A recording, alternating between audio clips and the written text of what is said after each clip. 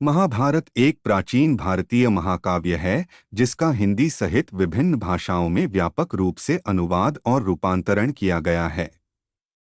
महाभारत की कहानी युद्ध के साथ समाप्त नहीं होती बल्कि युद्ध के बाद और उसके बाद की घटनाओं के साथ जारी रहती है।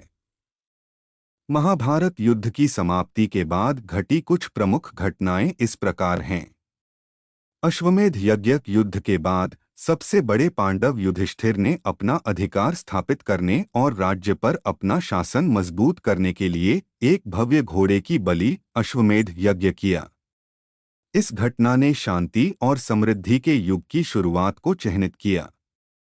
युधिष्ठिर का शासन युधिष्ठिर हस्तिनापुर के राजा बने और कृष्ण और अन्य बुद्धिमान लोगों की सलाह से मार्गदर्शन लेकर कई वर्षों तक बुद्धिमानी और न्यायपूर्वक शासन किया।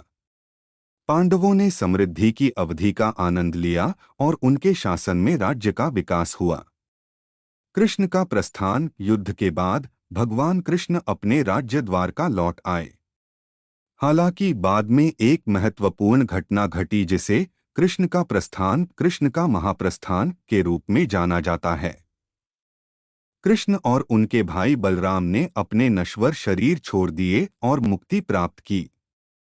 पांडवों की हिमालय यात्रा जैसे जैसे पांडव बड़े होते गए और उन्हें एहसास हुआ कि पृथ्वी पर उनका समय समाप्त हो रहा है, उन्होंने अपना राज्य त्याग दिया और हिमालय की अंतिम यात्रा पर निकल पड़े। द्रौपदी एक कुत्ते और ऋषि व्यास के साथ एक एक करके पांडव अपने रास्ते पर गिर गए जो नश्वर दुनिया के अंत का प्रतीक था। युधिष्ठिर की परीक्षा युधिष्ठिर ही एकमात्र ऐसे व्यक्ति थे जो जीवित होकर स्वर्ग के द्वार तक पहुंचे थे। वहां उन्हें एक परीक्षा का सामना करना पड़ा जहां उन्हें स्वर्ग में प्रवेश करने की शर्त के रूप में अपने वफादार कुत्ते को छोड़ने के लिए कहा गया।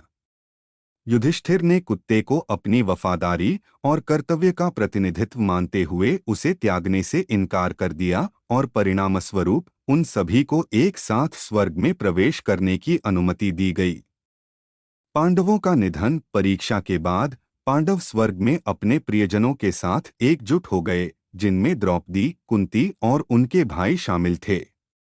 ऐसा कहा जाता है कि वे अपने पुण्य जीवन के पुरस्कारों का आनंद लेते हुए स्वर्ग में खुशी से रहते थे।